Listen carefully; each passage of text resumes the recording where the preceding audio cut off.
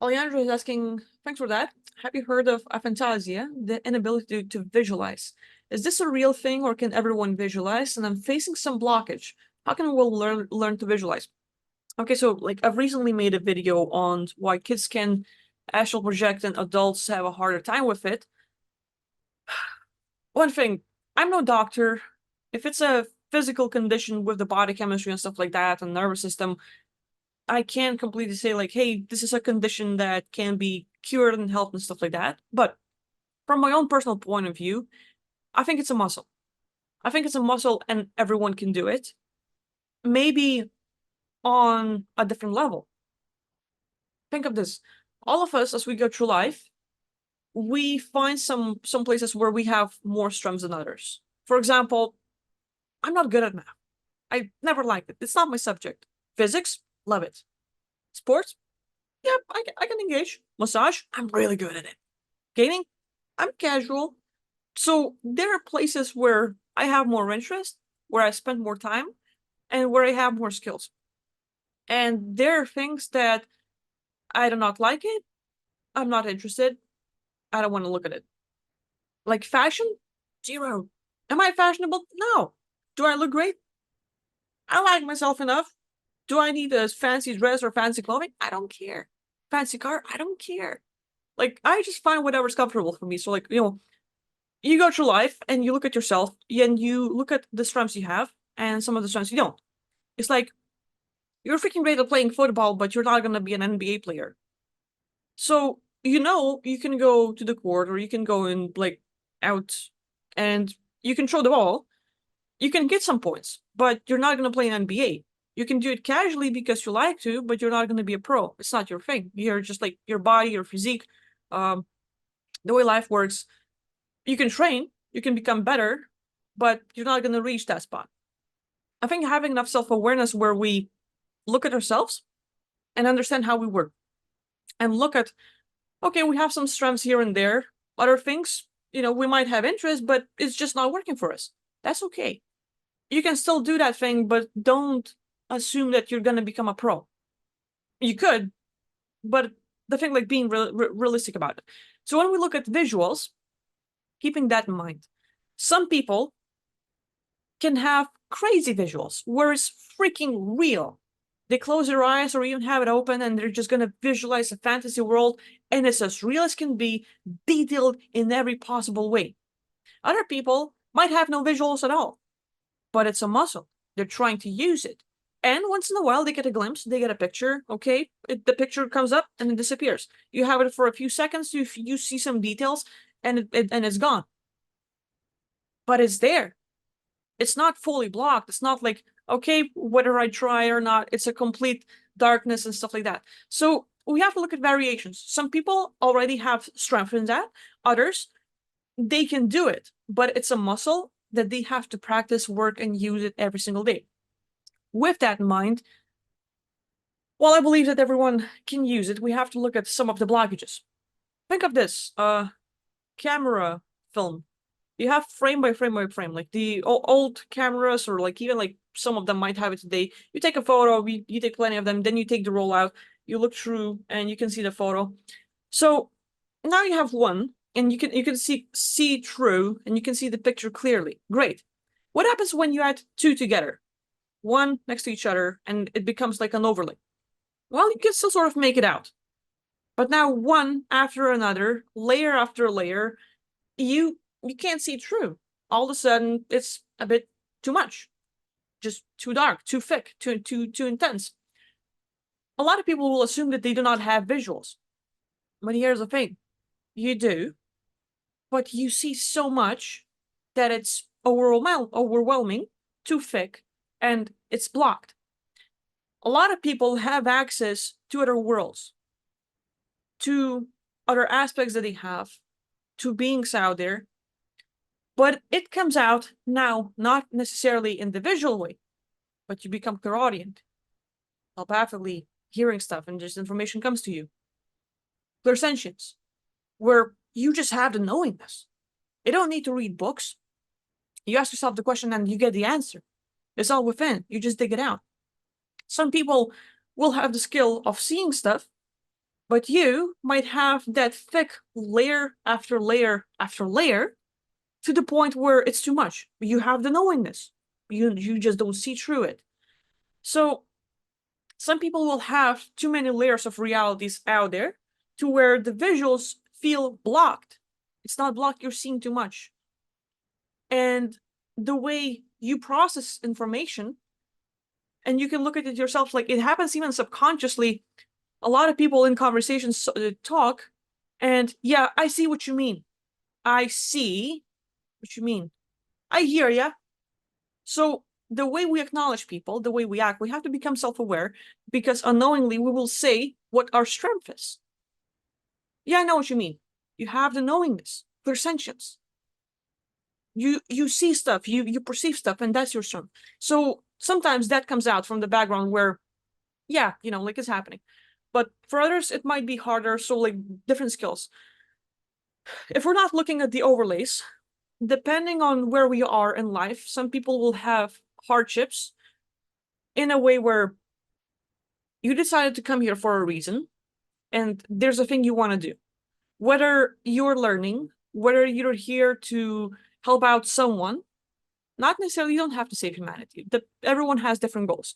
But some people just needs to reach out to one or two people to create this domino effect, to be the catalyst, to change some lives. So you create the impact. For some people, if they had the visuals, they would get out and never come back. Because all it takes for you to shift consciousness or get out of body is to visualize another place, make it as real as can be, make your priority of attention and awareness out there, not here. You shift, you leave. The only difference between this and the dream is that we feel like more of the time we are more aware here, we're more present here, and this seems like our prime, the only reality. If in a dream state, you wake up and you become conscious, you're having a lucid dream, you remember the story of what's going on in that life. And it's as real as can be. The only difference is that, oh, I feel like I'm dreaming. And you tell to yourself that you're gonna come back here to continue your prime life, but no. So sometimes it's conditioning. People choose to block the ability to visualize because they know that if they had the visuals, they would leave. And their mission or the thing that they chose to come for will not get completed.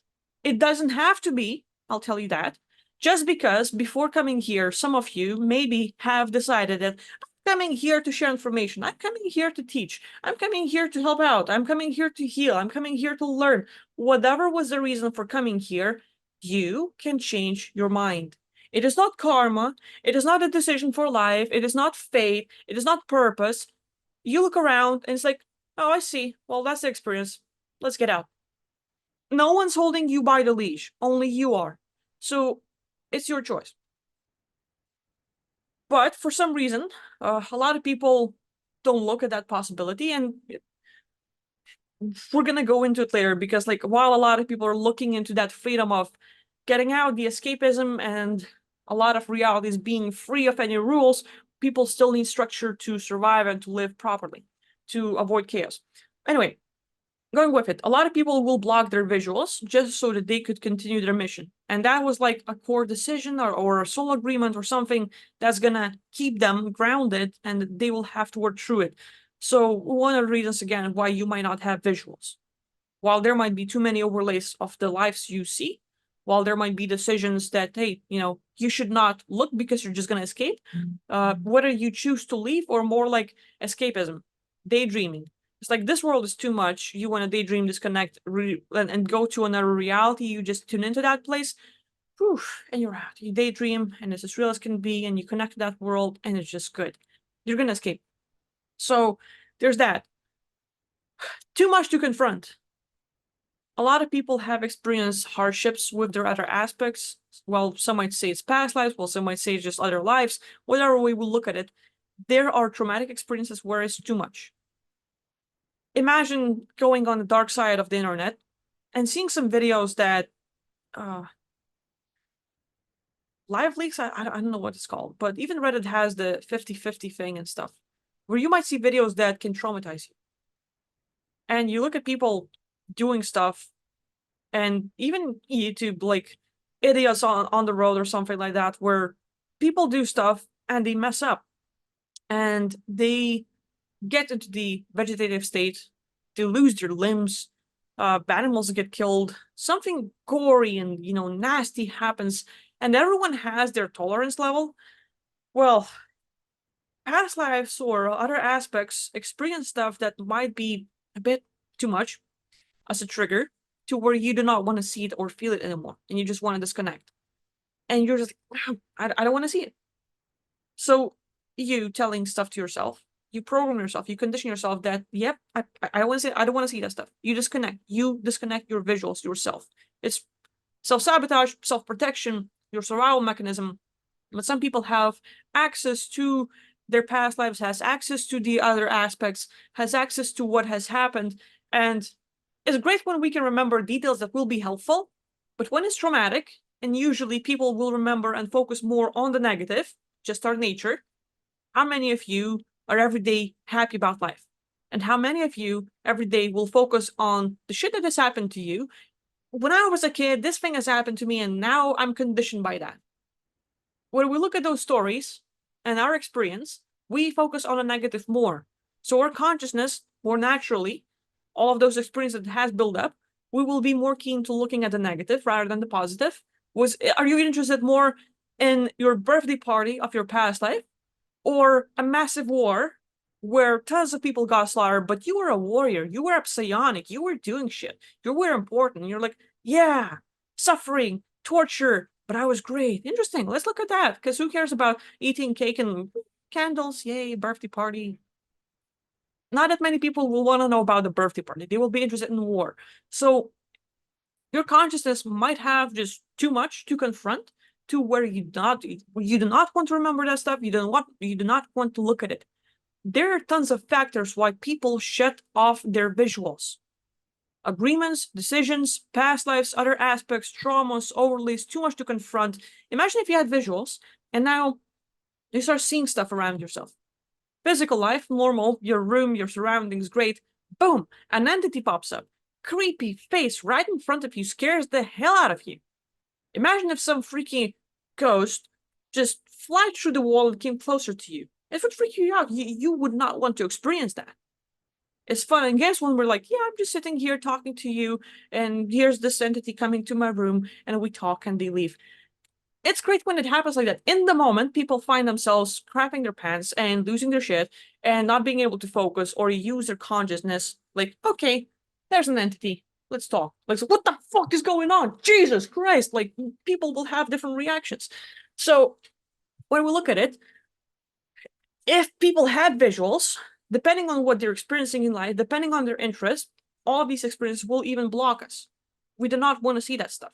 So for people to say, oh, you have the Aphantasia, and I'm not even sure if I'm saying it right, but this is why you're conditioned and you will not have visuals.